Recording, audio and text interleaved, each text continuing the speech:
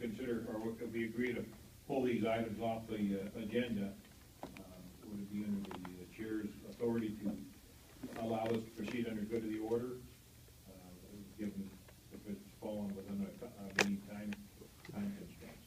Point of order, the discussion before us is about my seconded motion about the agenda, correct? Discussing the motion by Mr. Town to adopt the agenda in its entirety.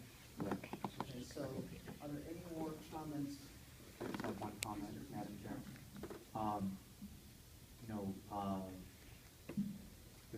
This is starting to feel a little bit like a therapy session. I detect a lot of hurt feelings among the CBOC committee members, and I'm very sympathetic to these hurt emotions. This is only my second meeting as a CBOC member, as a voting CBOC member, and I'm sympathetic to the people who feel hurt by the school district's behavior. But for me, the line in the sand shouldn't be drawn over this particular issue. Most importantly for me, there's paid consultants who are here right now who are ready to speak on this issue, and they're going to come back at some point in time. So if we're going to pick a battle with the school district, I would prefer to pick a battle that's winnable and it's a little bit more substantial than an agenda setting. So for me, I would prefer to spend our time reviewing this bond waiver application, whatever the agenda title is. And I'd like to move forward since we've spent 35 minutes talking about an agenda, with all due respect to everybody here. Thank you. One more comment and then we are going to take a vote. Yeah, I just quickly want to respond to the Honorable Mr. Kelly and the what would the world do without lawyers? Certainly understand that Maybe I'll let the it probably things. So I'm going to say just this, and this is the bottom line for me. In addition to the laws, which are very clear, and you could overwhelm me with the specifics about those, there's also the law of reasonableness, and there's also the issue of trying to not get caught up in the thick of thin things.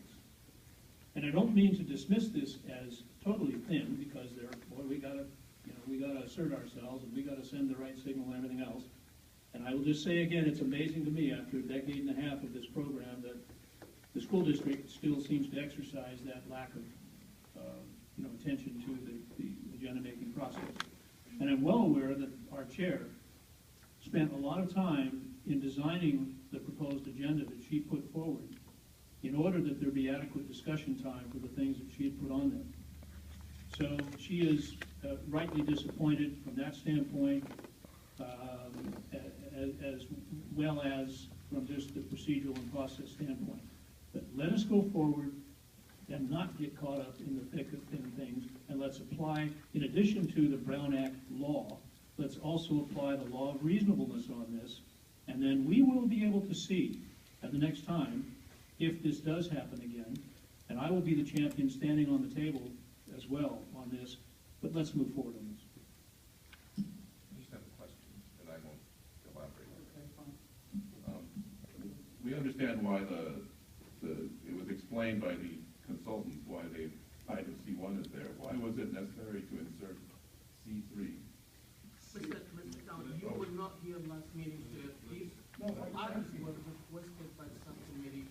They were agendized last meeting.